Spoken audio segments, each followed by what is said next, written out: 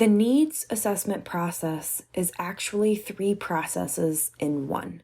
It starts with organization analysis, and if training is necessary, continues with person analysis and task analysis. Through organization analysis, we determine if training is necessary by considering the business strategy, the support that top leaders and managers provide for training, and the resources that are available for training, resources including time, money, expertise, and so on. Person analysis tries to identify the cause of performance deficiencies and determine whether training could improve them, could improve the deficiencies.